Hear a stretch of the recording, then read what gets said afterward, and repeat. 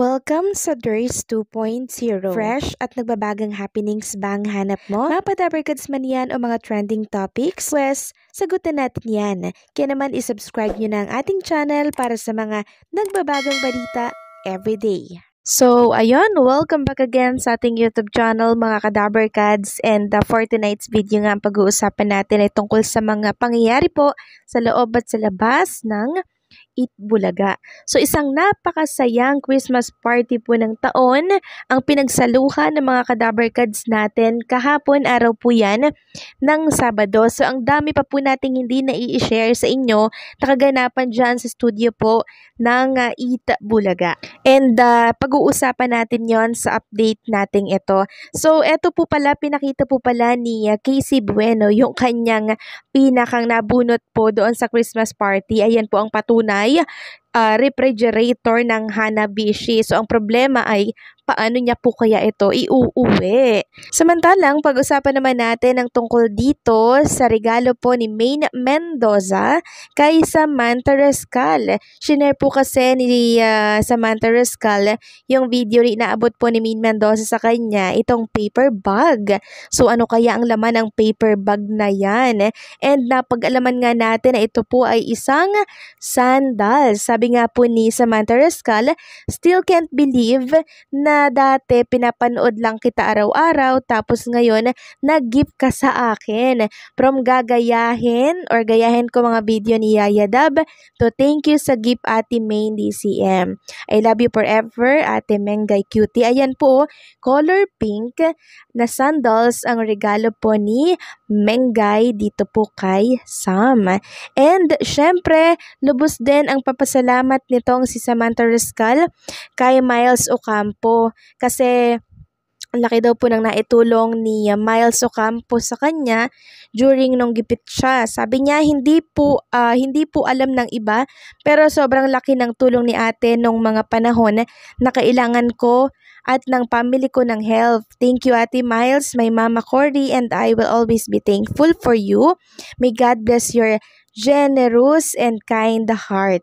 So, hindi ko alam kung itong picture po ni Miles kasama si Elijah ay kuha po dyan sa studio po ng Itbulaga. Dahil kung kuha ito sa studio, umaten pala siya ng Christmas party ng mga Dabarkads kahapon. And syempre, hindi rin po magpapahuli ang Agoncillo family. Si Judy Ann Santos din, may regalo din po kay Samantha Rascal. Ayan po, nakalagay siya sa parang bayo.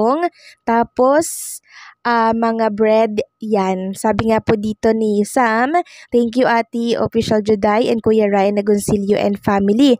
Super yummy. Dream come true na makatikim ng luto ni Ate Juday. So, dream niya po pala yun. Ngayon, natikman niya na po ang tinapay na bake po ni Judy Ann Santos.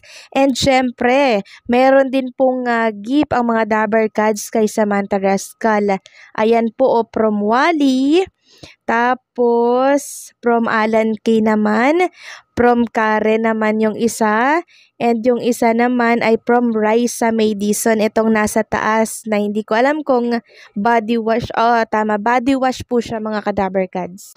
And syempre, meron din pong gift kay Samantha Rascal, itong si Bossing and Pauline Luna Soto, and Tali, and the Mochi. So, ano kaya yung laman yan? May gift din syempre si Ma'am Helen Gamboa and Tito Soto, soap and hand soap siya. Ayan po mga kadabarkads. Ang dami palang gift na pinamigay po nila sa ating mga kadabarkads at mga singing queens, no? Nakakatuwa naman, talagang napaka-generous ng ating mga dabarkads, lalo na po ang TBJ sa pagbibigay ng mga regalo kasi ang Christmas naman isang beses lang yan sa isang taon, so why not mag-share tayo sa iba? Hindi po ba mga kadabarkads? Samantalang ipiplex ko na din sa inyo itong picture po ni Maine Mendoza na kung kung saan ay karga-karga po ni Maine itong si Baby Mochi.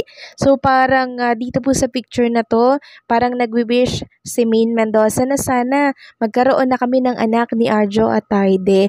So ayan po, parang ito lang naman yung aking nasa-sense dito po sa picture ni Maine Mendoza. So ipagkakaloob din sa iyo, Maine Mendoza, ang anak na gusto mo. Patient is the key lamang. Ibibigay din yan sa iyo. Samantalang isang host naman ng Itbulaga, ang tila baga ay nagugustuhan po ng Christian Dior. International ba tong Christian Dior na to? Kasi pinadalhan po si Atasha Mulak ng regalo. Ayan po, came home to the sweetest surprise from Dior. Thank you. Aba, mukha po nga kukuhanin itong si Atasha na endorser ng Christian Dior. Aba. Abangan natin yan mga kadabarkads. Ang dami namang endorsement ni Atasha. Talagang mabenta po siya sa mga advertisers kasi nga po magaling siyang attract ng mga customer. Kaya po siya ay kinukuha ng mga bilyonaryong advertisers. Samantalang isang SQ naman po ang lumipad ng ibang bansa. So, umalis muna siya mga kadabarkads.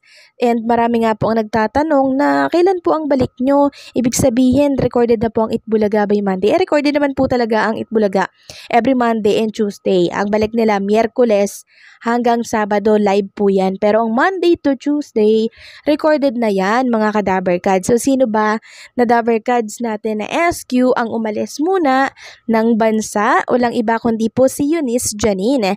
Sabi niya nga po kanina dito sa Facebook, alis muna mi dabarkads, balik ako bukas for Bulaga, magninang pa pala ako eme. And kung magbabasa nga po kayo sa comment section ng naturang post, kung recorded na daw ba ang Itbulaga hanggang sa magpapasko. So, hindi po mga kadabarkads, may Miyerkules pa.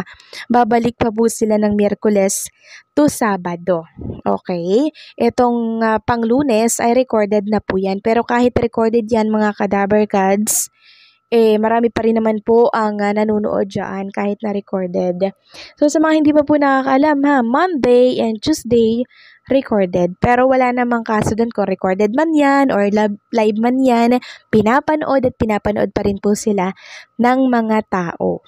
Samantalang sa mga nagsasabi naman po na napakasimple ng Christmas party daw ng Itbulaga at mga dabarkads kahapon, mas gugustuhin ko po na simple lang yung Christmas party nila kasi nauunawaan ko naman kung bakit. Dahil sa mga papremyo po nila inilalaan yung budget nila. Araw-araw ba naman 200 plus. 'Di ba? Tapos ito nga po yung summary for 1 week ng papremyo po ng Itbulaga. Nasa 1,734,000 as of December 9 to December 14 po ito mga kadabarkads ha. So ayan po, dyan po nila binubudbod yung mga pera kaya po sila ngayon ay hindi masyadong bongga ang naging Christmas party. So hanggang dito na lamang po ang update natin mga kadabarkads and huwag kalimutang mag-subscribe sa There's 2.0.